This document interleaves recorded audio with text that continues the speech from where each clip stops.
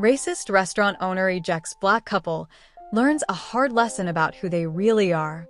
A racist restaurant owner named David kicks out Anthony and Grace Wilson, a black couple, when they come to celebrate their 10th anniversary. But when David finds out who they really are, it's too late to fix things. What makes David face the truth about his actions? Before we get into the story, comment below where you're watching from today.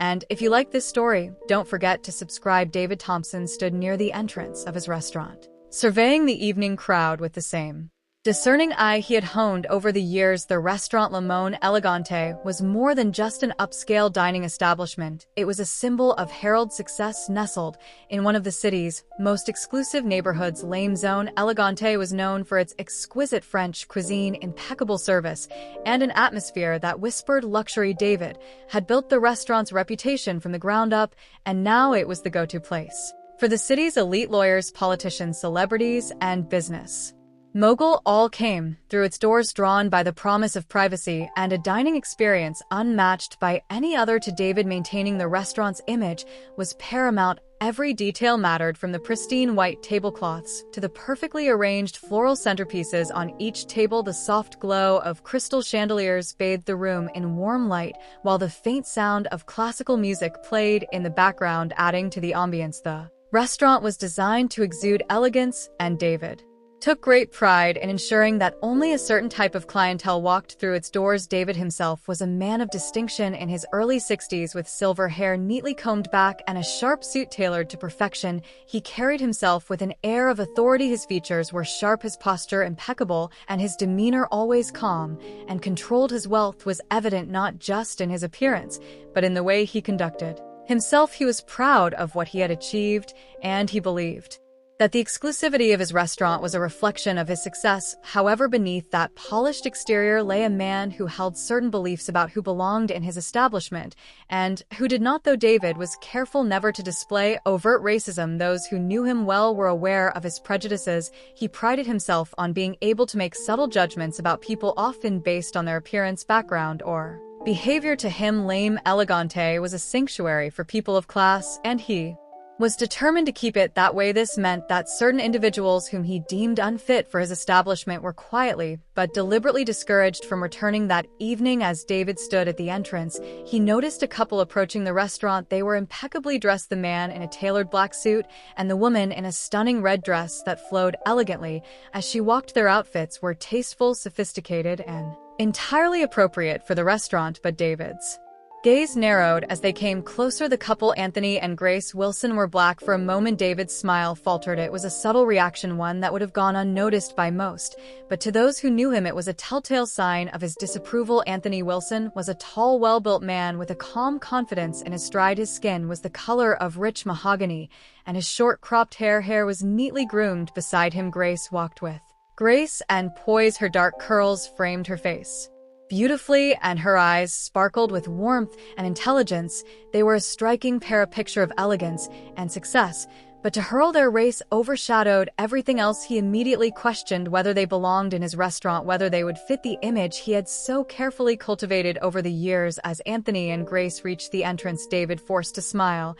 and greeted them with his usual polished courtesy. "Good evening," he said, his tone smooth and practiced. "Do you have a reservation with us tonight?" "Yes, we do," Anthony replied, smiling back. "It's under the name Wilson." David nodded, but internally, he was already making judgments. He couldn't help but wonder if their reservation was a mistake, or if they had somehow managed to slip through the cracks in his carefully controlled reservation system. He glanced at his maitre, who was standing a few steps behind him, and gave a barely perceptible nod. The maitre quickly checked the reservation list, then looked back at David with a subtle expression that confirmed the reservation was indeed legitimate. "Ah, yes, Mr. Wilson," David said, his voice betraying none of his thoughts. "Right this way, please." As he led Anthony and Grace through the restaurant, David couldn't help but noted the glances from some of the other patrons. They were the usual clientele, wealthy, predominantly white, and accustomed to a certain atmosphere. A few diners raised their eyebrows, while others exchanged looks that conveyed a shared understanding. David knew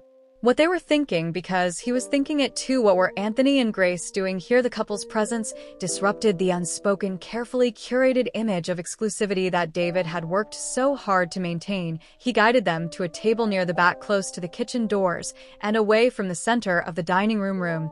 It was a table that David reserved for guests he considered less desirable, those who didn't quite fit the mold of what he believed his restaurant represented. The placement was deliberate, a subtle way of sending a message. As they approached the table, David gestured for them to sit. "Here we are," he said, his tone as polite as ever. "I hope you enjoy your evening with us." Anthony and Grace exchanged a quick glance, but said nothing. They took their seats, with Anthony pulling out a chair for Grace before sitting down himself. David lingered for a moment longer, studying them with a critical eye. He noted their composed demeanor, the way they held themselves with dignity and grace, but instead of appreciating their elegance, David saw only what he wanted to see: two people who in his mind didn't belong in his restaurant. "Thank you," Grace said, her voice soft but firm. "We're looking forward to it." David nodded curtly and walked away, but his mind was still occupied with thoughts of the couple. He couldn't shake the feeling of unease that their presence had stirred within him. It wasn't just that they were black, it was that they carried themselves with a confidence that challenged his preconceived notions. He was used to people being intimidated by the exclusivity of his restaurant, but Anthony and Grace seemed entirely comfortable, as if they belonged there just as much as anyone else. Back at the entrance, David pulled the maitre aside and whispered, "Keep an eye on them, make sure everything is handled appropriately." The maitre d' nodded in understanding. "Of course, Mr. Thompson." Harold returned to his post, his thoughts still lingering on Anthony and Grace. He didn't like that he felt unsettled by them, but he couldn't deny it. Something about the couple made him uneasy, and that unease only fueled his determination to assert control over the situation. As the evening continued, David kept glancing in their direction, watching for any sign that would just justify his discomfort. But Anthony and Grace were nothing if not composed. They spoke quietly to each other, occasionally glancing at the menu, seemingly unaware of the scrutiny they were under. For Anthony and Grace, this dinner was supposed to be a special occasion. It was their 10th wedding anniversary, a milestone they had been looking forward to celebrating. They had chosen Lamb's Own Elegante not only because of its reputation, but because they believed that their hard work and success deserved to be recognized in a place like this. They had heard about the restaurant's exclusivity and had even seen it featured in high-end magazines. To them, it represented a reward for their achievements, a place where they could relax and enjoy each other's company without the pressures of daily life.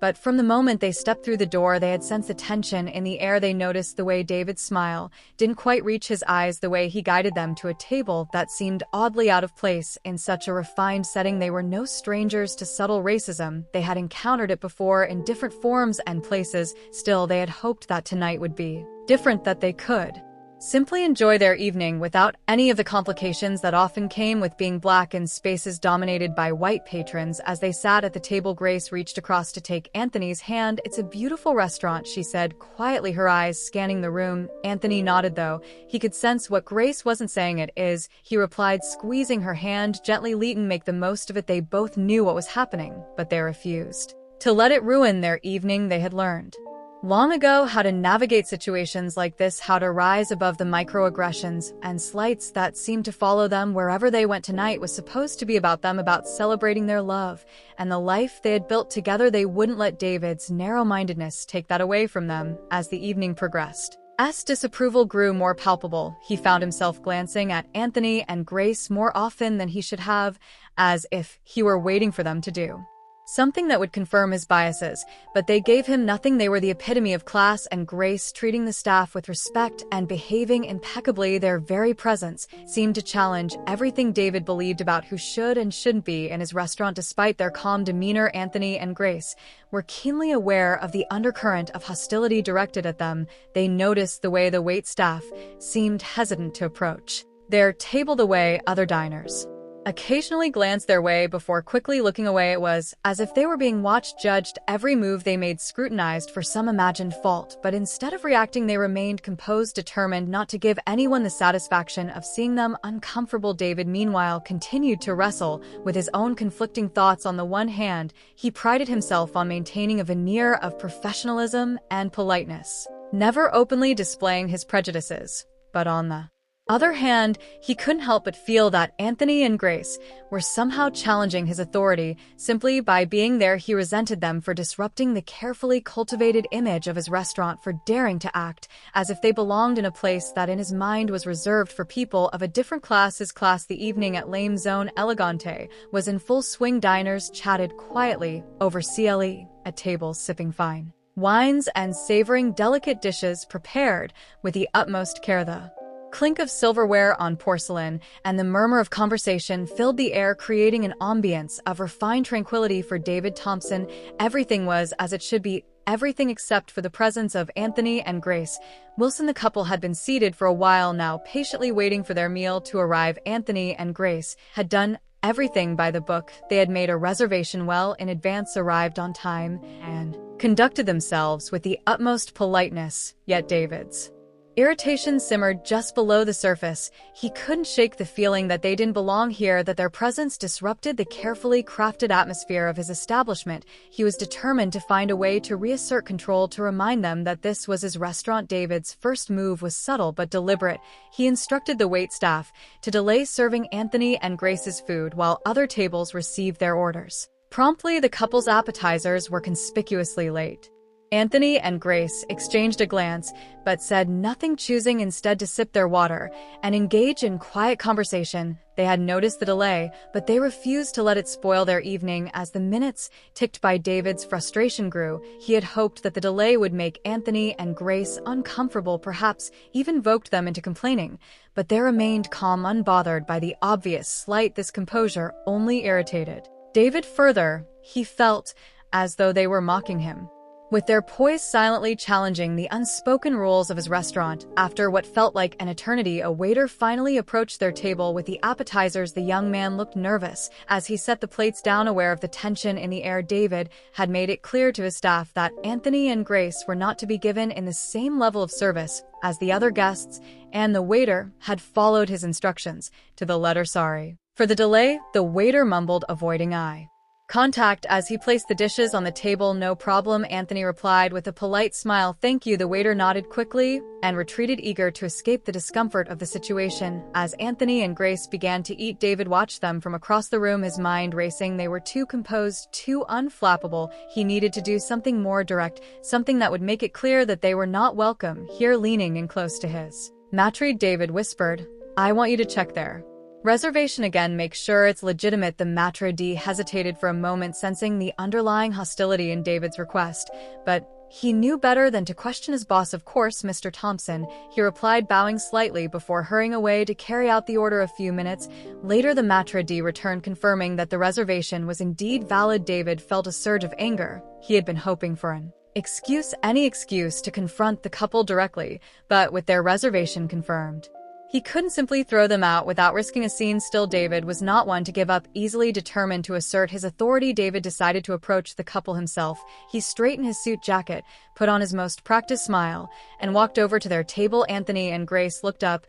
as he arrived, their expressions polite but guarded. Mr. Wilson, Mrs. Wilson, David began, his tone smooth but with a hint of condescension. I trust you're enjoying your evening so far. We are, thank you, Grace replied, her voice calm and measured. Good, Harold said, nodding slowly. I wanted to personally ensure that everything was to your satisfaction. You see, we pride ourselves on providing an exceptional dining experience here at La Maison Elegante, and I'd hate for anything to be out of place. There was a subtle edge to David's words, a suggestion that something about Anthony and Grace was indeed out of place. The couple understood the implication immediately, but they refused to rise to the bait. Everything has been fine, Anthony said, his voice steady. We appreciate your concern. David's smile tightened. He could sense that they were not going to be easily intimidated, but he wasn't ready to back down. I couldn't help but notice, he continued, his tone now more pointed, that your reservation seemed to have caused a bit of confusion earlier. It's rare that we encounter such unusual circumstances. Grace raised an eyebrow. Unusual circumstances? David nodded, his smile never wavering. Yes, well, we don't often receive reservations from. He paused, choosing his words carefully. Guests who are new to our establishment. Anthony and Grace exchanged a glance. They knew exactly what David was implying, but they weren't about to give him the satisfaction of reacting. Instead, Anthony responded with the same calm politeness he had maintained all evening. We made the reservation through the same process as anyone else, Anthony said. I'm sure it was no different from any other reservation you've received, David felt his irritation growing. They were too composed, too unshakable. He had expected them to react, to give him a reason to assert his authority more forcefully, but instead they remained calm, refusing to rise to his provocations. Of course, Harold said, his voice tightening. I just wanted to make sure everything was in order. You understand, of course, that we have certain standards to maintain. Here we understand, Grace replied, her voice cool. And we appreciate your attention to detail. It's why we chose to celebrate our anniversary here. David's smile faltered for a fraction of a second. They had mentioned their anniversary, a detail he hadn't known before. For a brief moment, he considered backing down, letting the matter rest, but his pride wouldn't allow it. He had made up his mind that Anthony and Grace didn't belong here, and he wasn't going to let them enjoy their evening without reminding them of that fact. Well, Harold said, straightening up slightly, I'm glad to hear that, but I must say I'm surprised you chose Lame Own Elegante for such a special occasion. It's not the sort of place one typically finds your type of clientele. The words hung in the air, heavy with the weight of their meaning. It was the first time David had directly referenced their race, and he watched their reactions closely, waiting for a crack in their composure. But Anthony and Grace didn't flinch. Instead, Anthony leaned back slightly in his chair, his expression thoughtful. Our type of clientele, Anthony repeated, his voice steady. And what type would that be, Mr. Thompson? David hesitated for just a moment, sensing the trap that had been laid for him, but he was too far gone now, too committed to backing down. He had to regain control of the situation, no matter the cost. We cater to a very specific demographic here, David said, choosing his words carefully. Our guests expect a certain atmosphere, a certain level of exclusivity. I'm not sure you quite understand the nature of our establishment. There, it was the thinly veiled insult that David had been building up to all evening. He had finally said what he had been thinking since the moment Anthony and Grace walked through the door. They didn't belong here, not at his eyes, and he wanted them to know it. For a moment there was silence at the table. Anthony and Grace exchanged another glance, a silent conversation passing between them. Then, without breaking eye contact with David, Anthony spoke. I see, Anthony said quietly. Thank you for clarifying that, Mr. Thompson. There was something in Anthony's tone that made David uneasy, but he couldn't quite put his finger on it. He had expected anger, perhaps even outrage, but instead he was met with calm acceptance. It was as if Anthony had already anticipated this confrontation and was simply waiting for it to play out. Grace leaned forward slightly, her gaze steady. We appreciate your concern, Mr. Thompson, she said, her voice firm but polite, but I assure you we are fully aware of the nature of your establishment. That's why we chose to dine here. We were looking forward to enjoying a special evening together. David felt a flicker of doubt. There was something about the way they spoke, the quiet confidence they exuded, that unsettled him, but he quickly pushed the doubt aside. He was the owner of this restaurant, and he had the final say on who was welcome and who was not. I'm afraid I must insist, Harold said, his voice growing colder. I don't believe this is the right place for you. I think it would be best if you left. The words were out before David could stop himself. He had crossed the line, and he knew it, but there was no turning back now. He had made his position clear, and he was determined to see it through. Anthony and Grace sat in silence for a moment, letting David's words sink, and then slowly Anthony stood up. Grace followed suit, her expression calm but resolute. They both knew that they could have escalated the situation further, but they also knew it wasn't worth it. This was not the time or place for a fight. They had been disrespected, humiliated even, but they refused to let David see them as anything other than dignified. As they gathered their belongings, David felt the pang of something he couldn't quite identify. Was it regret, doubt? He wasn't sure, but he quickly buried the feeling, reminding himself that he had done what needed to be done. He had protected the image of his restaurant, ensured that it remained a place for the right kind of people. But just as they were about to leave, Anthony turned back to face David. There was a calm intensity in his eyes, a quiet strength that made David suddenly feel very small. Thank you for your time, Mr. Thompson, Anthony said, his voice steady. We won't trouble you any further, but remember this: people will always show you who they really are, one way or another. Grace nodded in agreement, her gaze steady. Have a good evening, she added, her voice polite but firm. With that, Anthony and Grace turned and walked out of the restaurant, leaving David standing there, his hands clenched at his sides. The other diners, who had been watching the confrontation with varying degrees of interest, quickly returned to their meals, pretending not to have noticed what had just transpired. But the tension in the room remained, a lingering unease that hung in the air long after Anthony and Grace had gone. David returned to his post, his expression carefully composed, but inside, he couldn't shake the feeling that he had made a mistake. A small voice in the back of his mind whispered that there would be consequences for what he had done, that this night would come back to haunt him. But David ignored the voice pushing it down, along with the uncomfortable feelings that accompanied it.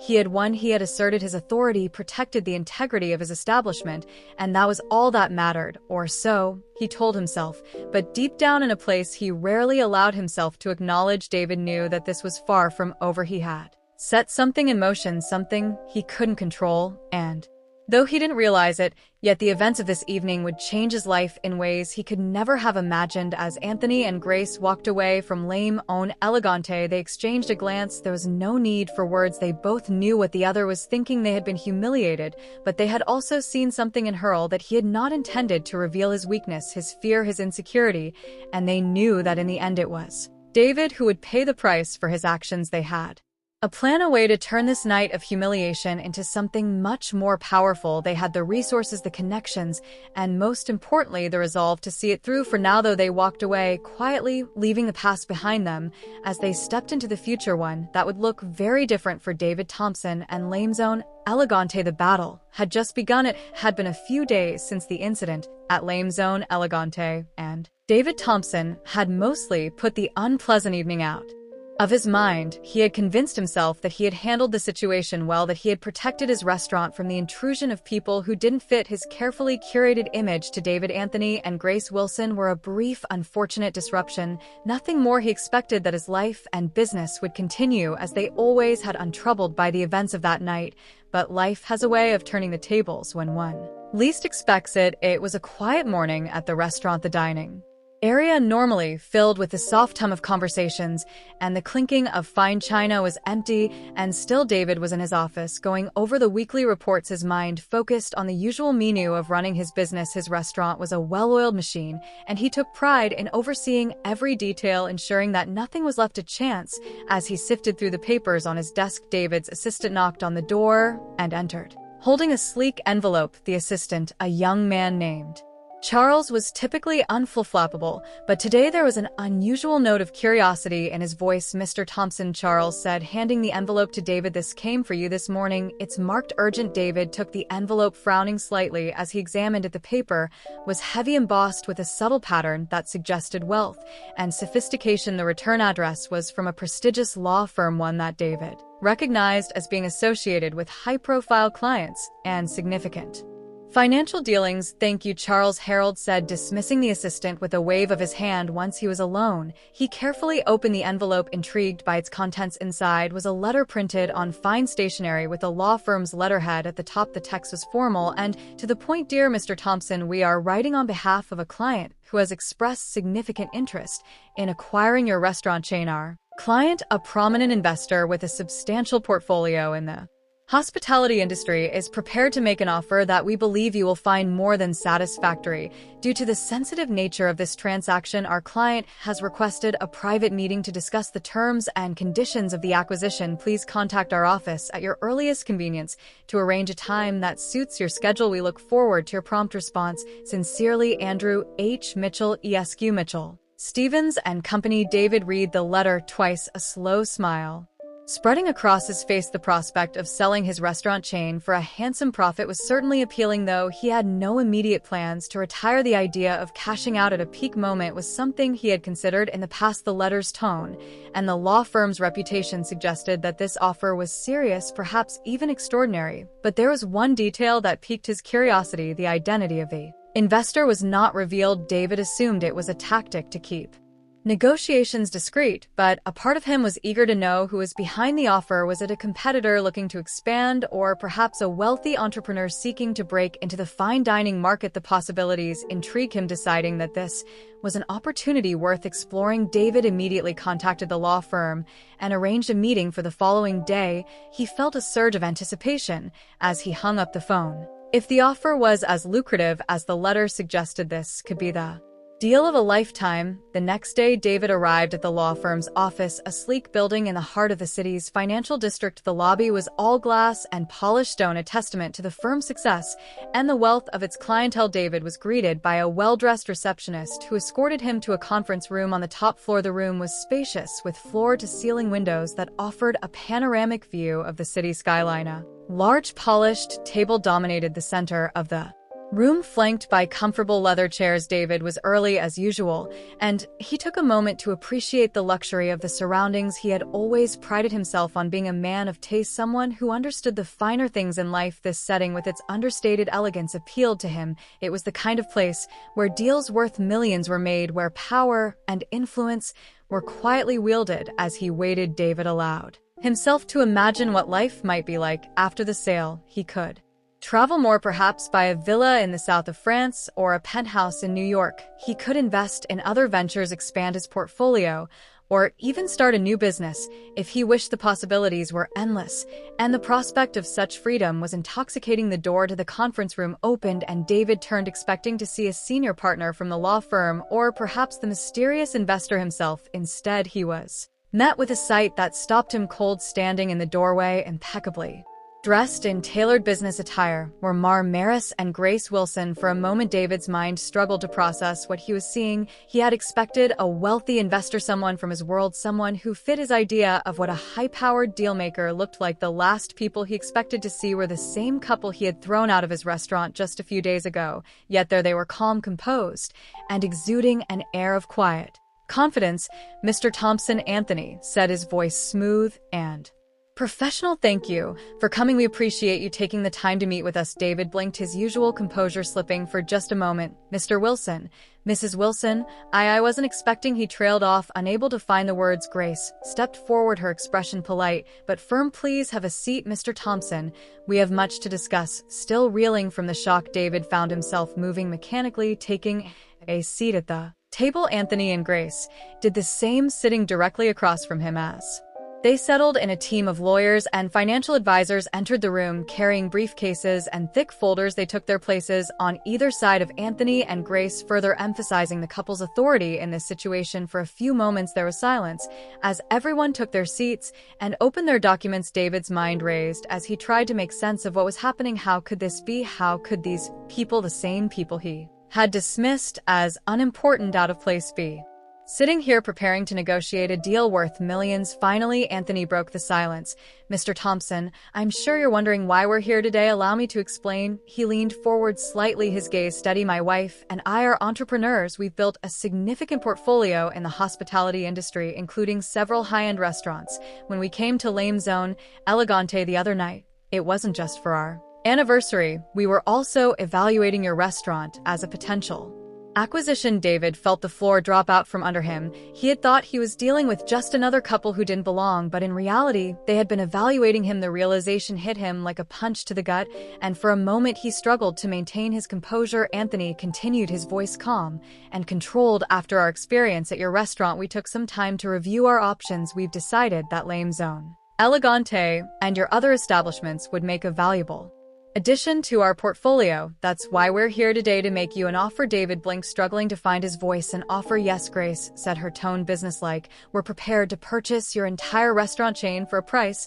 well above market value. We believe this will be a beneficial transaction for both parties." David stared at them, still trying to process the situation. It didn't make sense.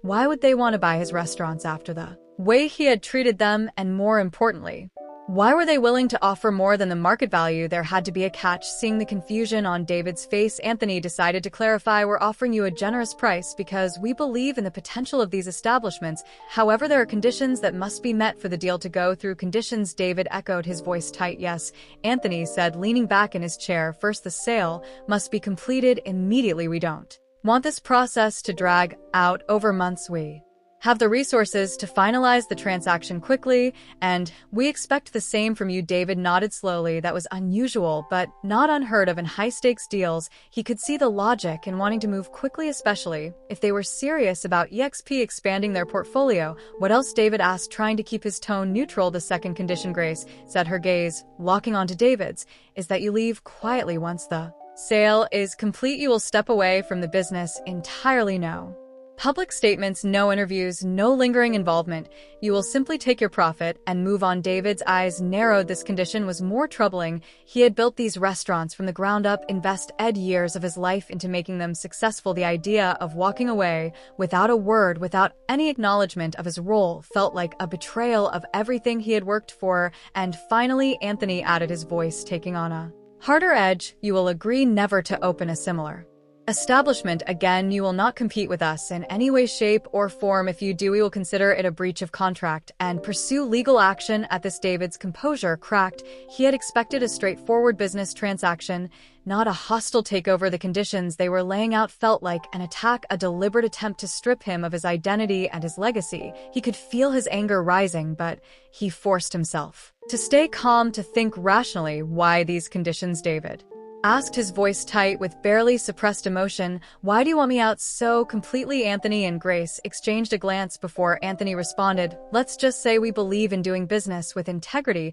Mr. Thompson, the way you treated us the other night showed us exactly who you are, and we have no interest in being associated with that kind of attitude. We're offering you a way out, a very profitable way out, but it comes with the understanding that you will step aside completely." David felt a flash of indignation. How dare they judge him? They didn't know him, didn't understand the pressures he was under, the image he had to maintain. But as he looked at Anthony and Grace, he realized that there was no point in arguing. They held all the cards now, and they knew it. Still, David couldn't help but push back.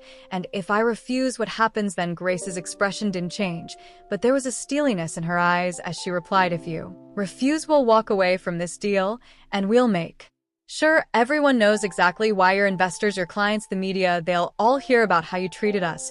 And trust me, Mr. Thompson, in today's world, that kind of story spreads fast." David's stomach churned. He knew she was right. A scandal like that could ruin him, destroy everything he had built, his reputation, his business, his future. It would all be in jeopardy. The realization was bitter, but there was no escaping it. He was trapped, cornered by his own actions. The same couple he had dismissed as insignificant now had the power to take everything from him, and there was nothing he could do about it. For a long moment, David sat in silence, his mind racing as he considered his options. He could try to negotiate, but he knew it would be futile. Anthony and Grace had come prepared, and they weren't going to back down. They were offering him a way out, and as much as it pained him to admit it, he knew he had no choice but to take it finally. With great reluctance, Harold nodded. "Fine," he said, his voice heavy with resignation. "I'll agree to your terms." A small, satisfied smile played on Anthony's lips. "Excellent. Our lawyers will finalize the paperwork, and we can move forward with the sale." Grace nodded in agreement, her expression softening slightly. "You're making the right decision,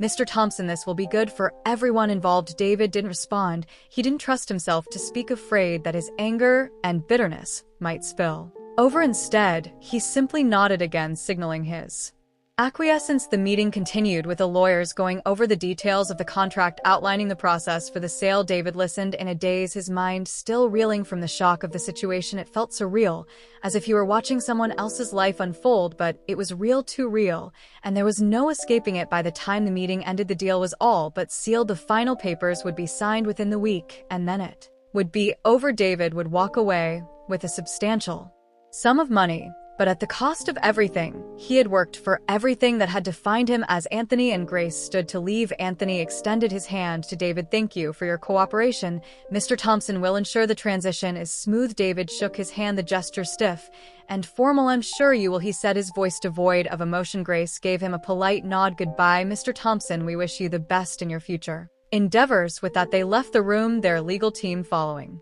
close behind. David remained seated, staring at the table in front of him, his mind a whirlwind of emotions, anger, resentment, regret. All of it churned within him, but there was also something else, something darker, fear. For the first time in his life, David Thompson felt truly powerless. He had always prided himself on being in control, on shaping his own destiny, but now he realized that his actions, his choices, had led him to this moment. He had no one to blame but himself. As he sat there in the empty conference room, David understood that his life would never be the same. He had lost more than just his business. He had lost his pride, his dignity, his very sense of self, and there was no way to undo the damage, no way to turn back time. The twist of fate that had brought Anthony and Grace into his life had upended everything he knew, leaving him adrift in a world that suddenly felt alien and hostile. All he could do now was accept the consequences and try to find a way forward, though he had no idea what that path might look like. For the first time in his life, David Thompson felt the weight of his own insignificance. He had always believed that wealth and power made him untouchable, that he was above the people he looked down on, but now he understood the truth. In the end, it wasn't money or status that defined a person, but the choices they made, the way they treated others, and David knew that his choices had led him to this moment, a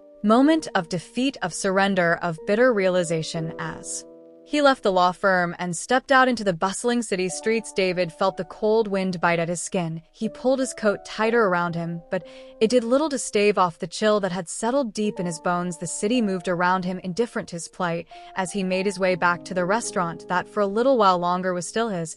But as he walked, David knew that the world he had once commanded was slipping away, and there was nothing he could do to stop it. The crisp autumn air seemed colder than usual as David Thompson walked back to Lame On Elegante after the meeting. His mind was in turmoil, churning with conflicting thoughts and emotions. He had always prided himself on being decisive, a man who knew what he wanted and how to get it, but now for the first time in his life, he felt truly lost. The offer from Anthony and Grace Wilson was everything he had ever dreamed of financially. At least they were offering him a price well above market value, a sum that would secure his retirement and allow him to live out the rest of his days in luxury. On paper, it was a deal no sane person would refuse, but it wasn't that simple for David. As he entered the restaurant, he was greeted by the familiar sights and sounds, the soft lighting, the clinking of glasses, the murmur of conversations. Normally, these things would have filled him with pride, a sense of accomplishment for what he had built, but today, they only reminded him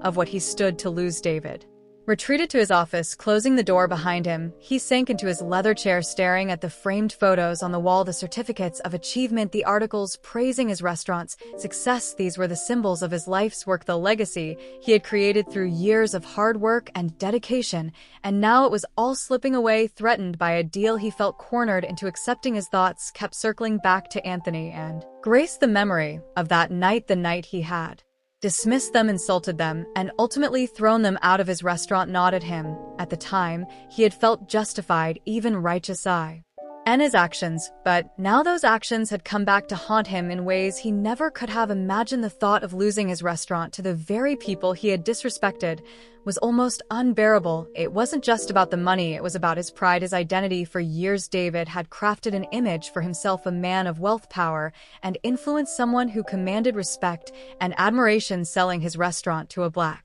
couple, no matter how wealthy or successful they were, felt like a betrayal of everything he had built, but the financial incentive was undeniable. The offer was generous, more than generous, really. It was enough to ensure that he and his family would never want for anything again. Yet, as he weighed the decision, David found himself trapped between two powerful forces, his pride and his greed. The more he thought about it, the more he realized just how deeply his pride was wounded.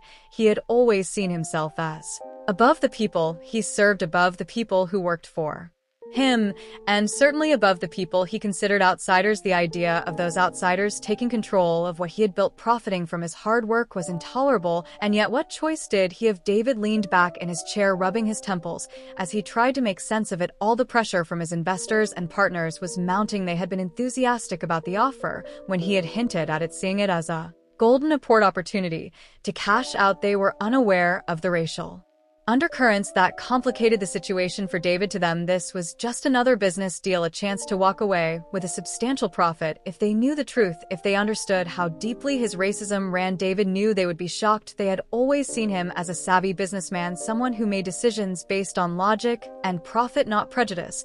But David had spent his life carefully curating his image, hiding his true feelings behind a veneer of professionalism. He had never let anyone see the contempt he held for those who didn't fit his idea of who belonged in his world. But now his bigotry was costing him everything. The very attitudes he had held so tightly were now the source of his greatest struggle. David could see the irony in it, even if he wasn't ready to laugh at it. Yet his phone buzzed on the desk, pulling him from his thoughts. It was a message from one of his investors, a man named Richard Foster. Richard had been with him from the beginning, one of the first to believe in his vision for Lamb's Own Elegante. The message was brief, but the meaning was clear. We need to talk. Don't let this opportunity slip through our fingers. David knew what Richard wanted to discuss. The investors were growing impatient. They saw the deal as a once-in-a-lifetime chance to cash in on their investment, and they couldn't understand why David was hesitating. They trusted him to negotiate in their best interests to secure a deal that would benefit them all, but David knew that if they understood his true reservations, they might start to question his judgment. Still, he couldn't bring himself to tell them the whole truth. Instead, he had been vague in his responses, citing the need for careful negotiation, the importance of getting the terms just right. But as the days passed, it was becoming harder to justify the delay. The pressure was building, and David could feel the walls closing in around him. That night, David sat alone in his office long after the restaurant had closed. The staff had gone home, the lights were dimmed, and the silence was almost oppressive. He poured himself a glass of whiskey and stared out the window at the city lights below. The drink burned as it went down, but it did little to numb the turmoil inside him. He knew he needed to make a decision. Soon, the longer he waited, the more difficult it would become. But the decision wasn't just about money or pride, it was about who he was and who he wanted to be. David had always seen himself as a man of principle. Someone who stood by his beliefs no matter the cost. But now those beliefs were being tested in ways he had never anticipated. As he sat there, Carl began to reflect on his past actions. He thought about the countless times he had judged others, dismissed them, or treated them unfairly simply because they didn't fit his narrow view of the world. He had always justified it to himself, telling himself that he was protecting his business, maintaining his image. But now, for the first time, he began to question whether those justifications had been worth it. Had his pride been worth the cost? The question lingered in his mind, refusing to go away. David had always believed that his success was a reflection of his superiority, that his wealth and status proved he was better than those he looked down on. But now, as he faced the possibility of losing everything, he couldn't help but wonder if he had been wrong. The thought unsettled him. It was easier to cling to his old beliefs, to tell himself that he was right and everyone else was wrong, but deep down David knew that something had changed. The events of the past week had forced him to confront truths about himself that he had long ignored, and it was a confrontation he wasn't sure he was ready for. The next day, David met with his investors. They gathered in the private dining room of the restaurant, a space normally reserved for exclusive clientele. The mood was tense as they discussed the offer, each investor weighing in on the potential benefits. Richard Foster, as usual, was the most vocal. "This is the opportunity we've been waiting for," Richard said, his voice filled with excitement. "We've spent years building this brand, and now we have a chance to sell at the peak. We'd be fools not to take it." The other investors nodded in agreement, their expressions eager. They saw dollar signs, a chance to cash out and move on to their next ventures. They trusted David to lead them, to make the right decision, but they were growing impatient. They wanted answers. David listened to their arguments, nodding along as they spoke. He understood their position financially. It made perfect sense to accept the offer. But as the discussion continued, he felt a growing sense of unease. He couldn't shake the feeling that there was something more at stake, something that went beyond money. Finally, Richard turned to David, his expression expectant. "So, what's the holdup, David? You've been quiet. Are you planning to take the deal or not?" David hesitated, searching for the right words. He knew he couldn't stall much longer. The investors were looking to him for a decision, but as he looked around the room, he realized that none of them truly understood what he was grappling with. They saw this as just another business deal, while for David it was something much deeper. He cleared his throat, trying to steady his voice. "I understand your concerns, Richard, and believe me, I see the value in this offer. But there are complexities that we need to consider." Richard raised an eyebrow. "Complexities? What kind of complexities?" David hesitated again. He couldn't tell them the truth, not without revealing the prejudice that had guided so many of his decisions. Instead, he tried to frame it in business terms. "The buyers have certain conditions. They want complete control, and they're insisting that I step away entirely. That's normal in a deal like this." One of the other investors said, "It's standard procedure for the new owners to want a clean slate." "Yes, but it's more than that," Harold replied, choosing his words carefully. "They want me out, completely out. No involvement, no public statements. They want me to disappear." Richard frowned.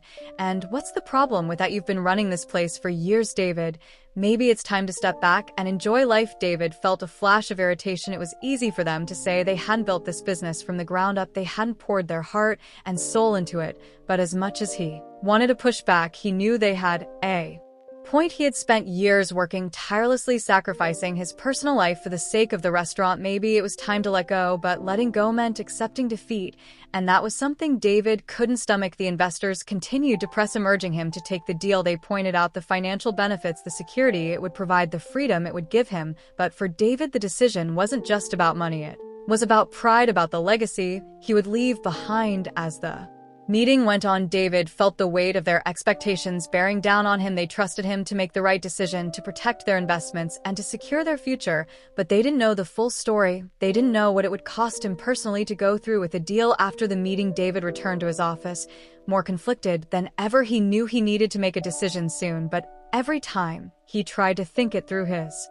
mind was clouded by doubt. The financial Incentive was too good to ignore, but the thought of losing his restaurant, his pride and joy to Anthony and Grace Wilson was almost too much to bear. He spent the next few days in a state of constant agitation, going over the details in his mind, trying to find a way out, but no matter how he looked at it, he couldn't escape the fact that his bigotry had led him to this point. If he had treated Anthony and Grace with the respect they deserved, that night none of this would be happening, but he hadn't. And now he was paying the price. The internal conflict gnawed at him, keeping him awake at night, distracting him during the day. He couldn't focus on anything else. The decision loomed over him like a dark cloud. He knew he couldn't delay much longer. The investors were growing restless, and the pressure was building, but every time he thought about signing the deal, he felt a knot of resentment tightening in his chest. Why should he have to give up everything he had worked for just because of one mistake? Why should he let Anthony and Grace when they had no right to be in his world in the first place?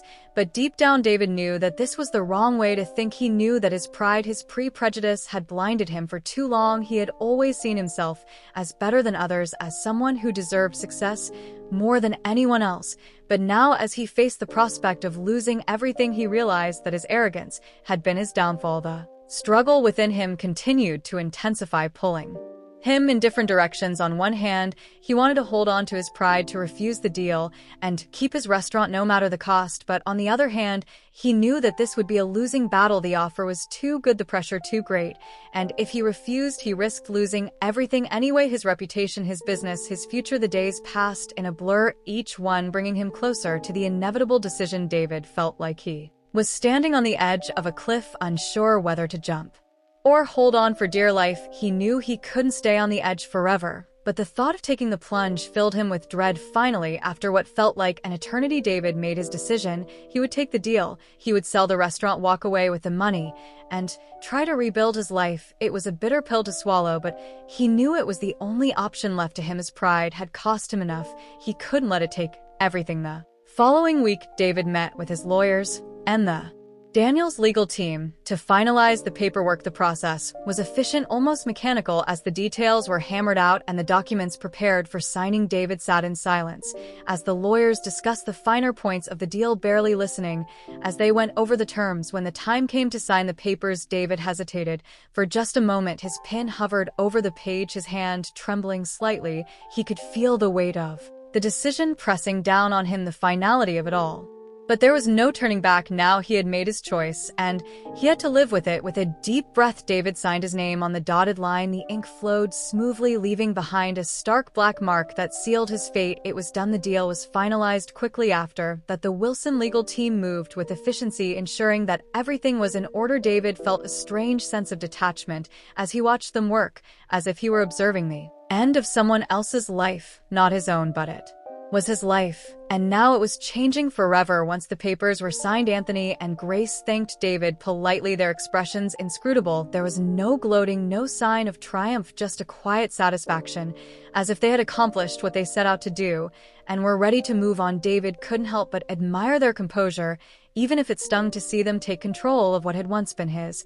As the meeting ended, Anthony extended his hand to David once more. "Thank you, Mr. Thompson. We'll take good care of the restaurant." David shook his hand, his grip firm, but his heart heavy. "I'm sure you will," he said, forcing a smile. Grace nodded in agreement. "We looking forward to continuing the legacy you've built." David didn't trust himself to respond, so he simply nodded in return. He knew they meant well, but their words felt hollow to him. The legacy they spoke of was no longer his, it belonged to them now. As he left the meeting, David felt a profound sense of loss. He had made the right decision, the logical decision, but it didn't feel right. It felt like defeat, like surrendering to forces he couldn't control, and in a way it was. He had been forced to confront the consequences of his actions, to face the reality of his own failings. It was a harsh lesson, and one he wasn't sure he would ever fully accept. In the days that followed, David tried to come to terms with his new reality. He told himself that the money was worth it, that he had made a smart business move, but no matter how hard he tried to convince himself, the bitterness remained. He had lost something that couldn't be measured in dollars and cents: his pride, his identity, his sense of self. For years, David had defined himself by his success, by the power and influence he wielded, but now he was forced to reckon with the truth that power had been built on a foundation of arrogance and prejudice, and it had crumbled beneath him. He had spent a lifetime looking down on others believing that he was better, smarter, more deserving. But in the end, it was his own pride that had brought him to his knees as he sat alone in his empty office, the restaurant no longer his. David realized that he had been fighting the wrong battle all along. The real struggle wasn't with Anthony and Grace, or with the investors, or even with the deal itself. It was with himself, with the man he had become, and the beliefs he had held so tightly. Now, as he faced an uncertain future, David knew that the hardest part was yet to come. He had to confront the truth about who he was and who he wanted to be, and that more than anything was the struggle he had been avoiding all his life. The day David Thompson reluctantly signed over his beloved restaurant name, Own Elegante, to Anthony and Grace Wilson, was one he would never forget. The crisp official signatures on the legal documents signified the end of an era for Hurl and the beginning of a new chapter for the Wilson. What had once been his pride and joy, the crown jewel of his career, was now theirs. The deal was done, and there was no turning back. David tried to keep his composure as he handed over the final set of keys, his fingers lingering for just a moment before letting them go. Anthony and Grace accepted the keys with the same calm professionalism they had displayed throughout the negotiations. They thanked him politely, offering the same court-eye smiles that they had given him the first time they stepped into the restaurant. But this time, David saw those smiles in a different light. They weren't just polite, they were triumphant. As David walked out of the office for the last time,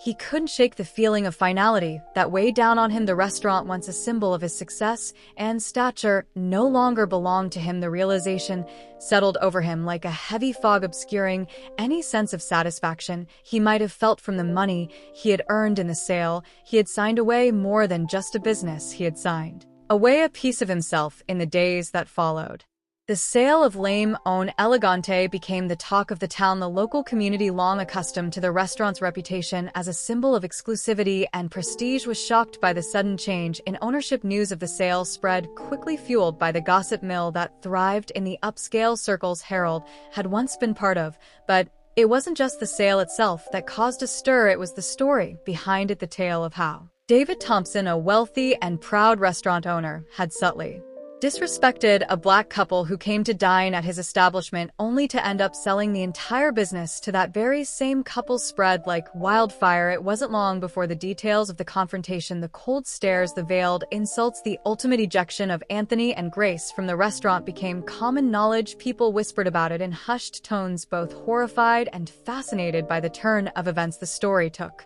on a life of its own, morphing into a cautionary tale about pride, prejudice, and poetic justice. As it made its way through the community, the narrative became more dramatic with each retelling. Some people added embellishments, recounting the incident with a touch of Shad and Fuda, relishing in the downfall of a man who had always thought himself superior to others. Others expressed genuine outrage, shocked that someone as prominent as David could have harbored such outdated and offensive views. The public announcement of the sale only added fuel to the fire. The local newspaper ran a headline that captured the essence of the story: Restore sells business to couple he once spurned. The article detailed the events that led to the sale, recounting how Anthony and Grace Wilson, successful entrepreneurs in their own right, had turned the tables on David. The piece painted a picture of comeuppance, of a man brought low by his own arrogance and bigotry. For David, the backlash was swift and merciless. His former clients, many of whom had once admired him for his success, began to distance themselves. They had tolerated his quirks and his insistence on maintaining a certain image for his restaurant. But now, with the truth about his behavior laid bare, they saw him in a different light. The racism that had always lurked beneath the surface was now out in the open, and it wasn't something they could ignore. The elite clientele that had once flocked to Lamb's Own Elegante began to shun David, treating him like a pariah. Invitations to social events dried up, and old friends suddenly became too busy to return his calls. The people who had once praised him for his refined taste and business acumen now whispered behind his back, questioning how they could have ever associated with someone like him.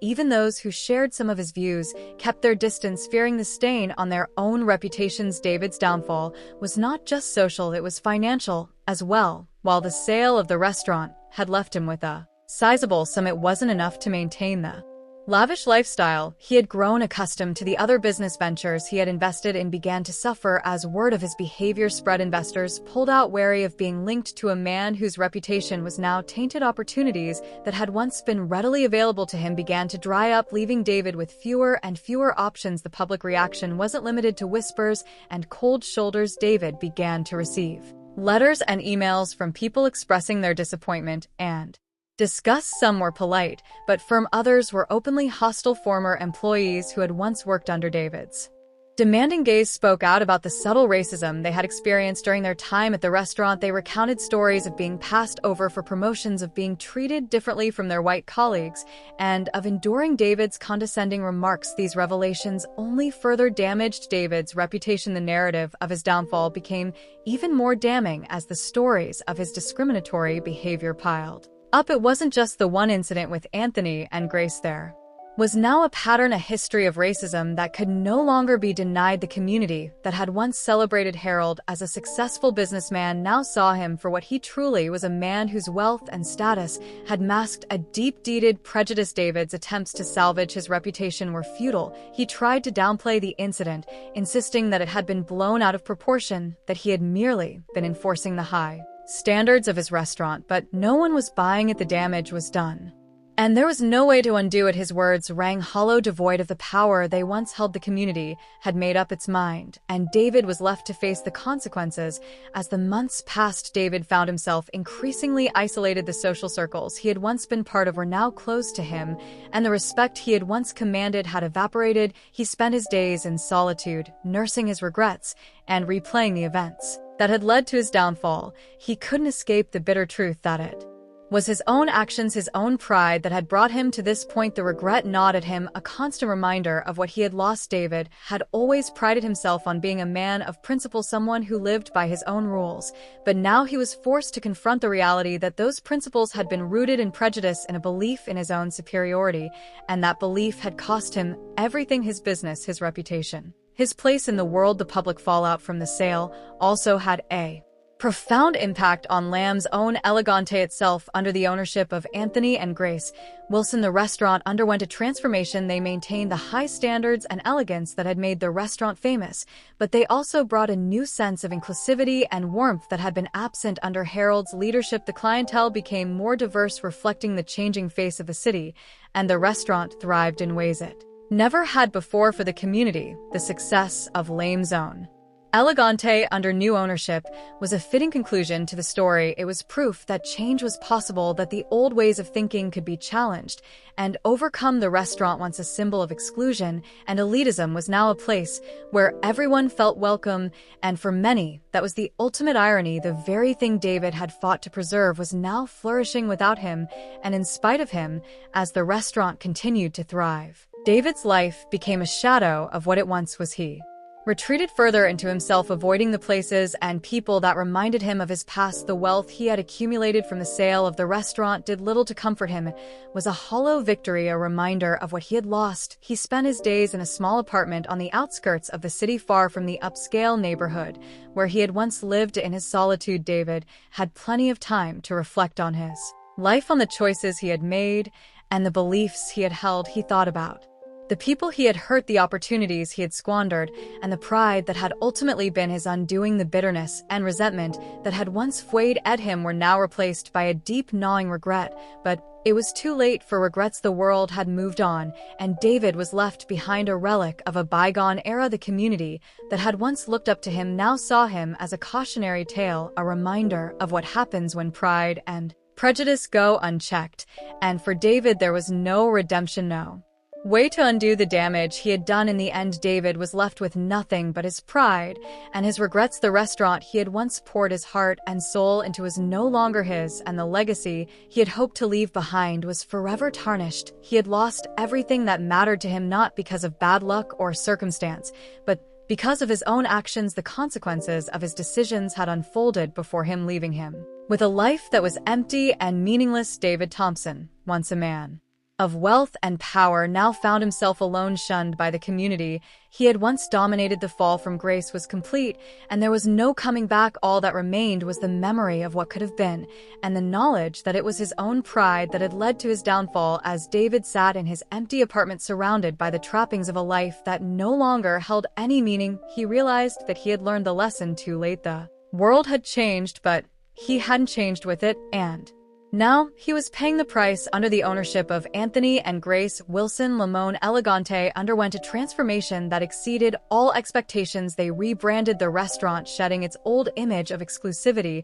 and elitism. The new Limon Elegante was a place where everyone felt welcome regardless of race, class, or background. Anthony and Grace understood that true elegance lay not in exclusion, but in creating an atmosphere of warmth, inclusivity, and respect for all who walked through their doors. The changes implemented were subtle, yet powerful. The decor was refreshed to reflect a more modern and diverse aesthetic, blending the restaurant's classic charm with contemporary touches that made it feel both luxurious and inviting. The menu to evolved, offering a wider variety of dishes that celebrated different cultures and flavors. Anthony and Grace took great care in ensuring that every aspect of the dining experience was designed to make people feel valued and appreciated. Word of the transformation spread quickly, and soon the restaurant was attracting a broader clientele than ever before. People from all walks of life came to experience the new Limon Elegante. Drawn by its reputation for excellence and its commitment to inclusivity, the restaurant became a symbol of positive change in the community, a place where the old barriers of race and class were broken down in favor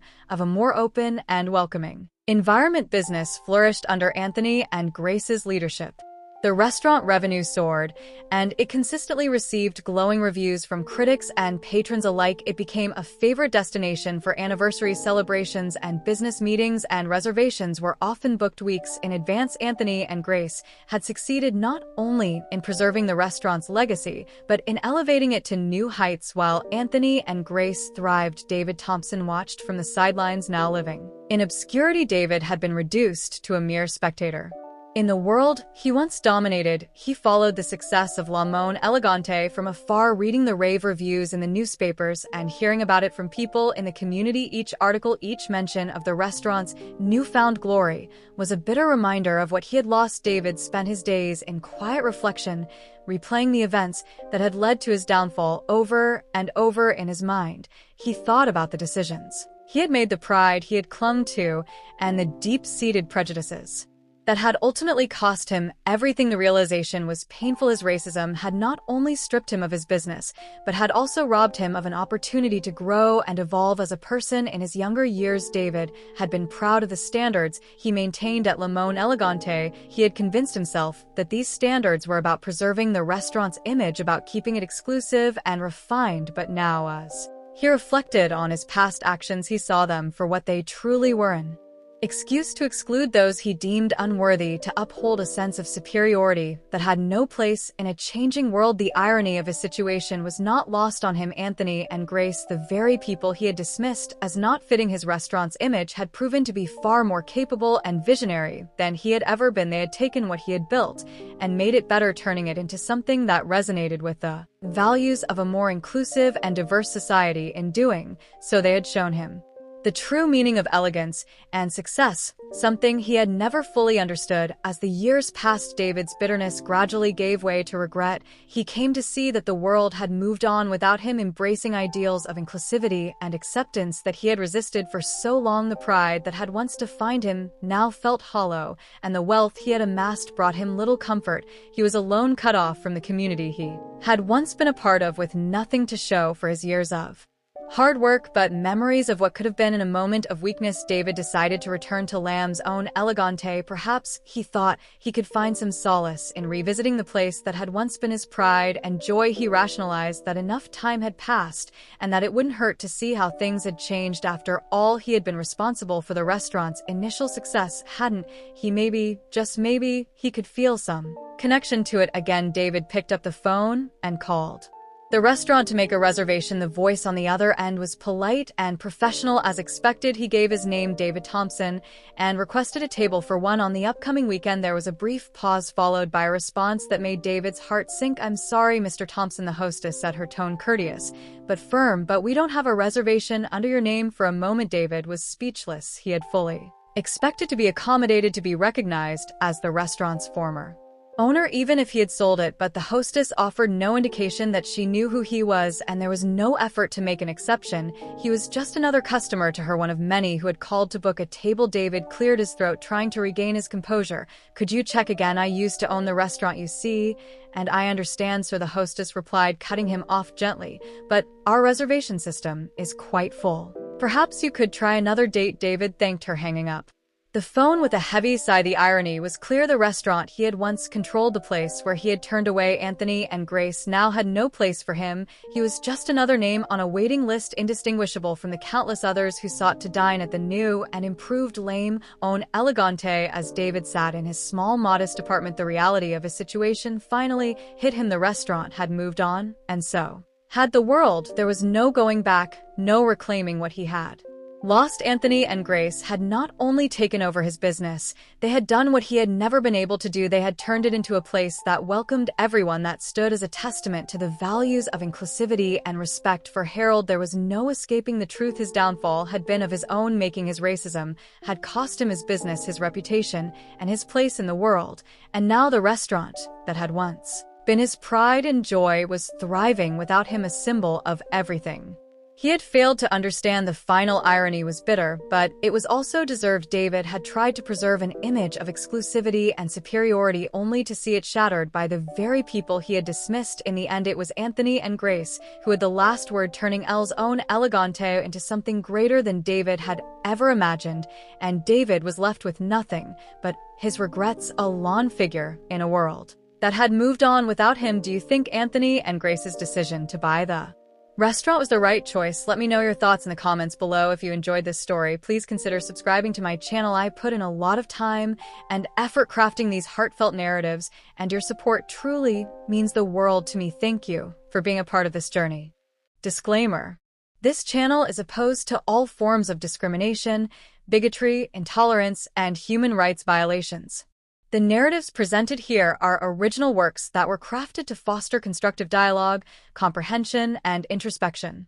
The production of all content is guided by a dedication to the preservation of human dignity and the respect for diversity.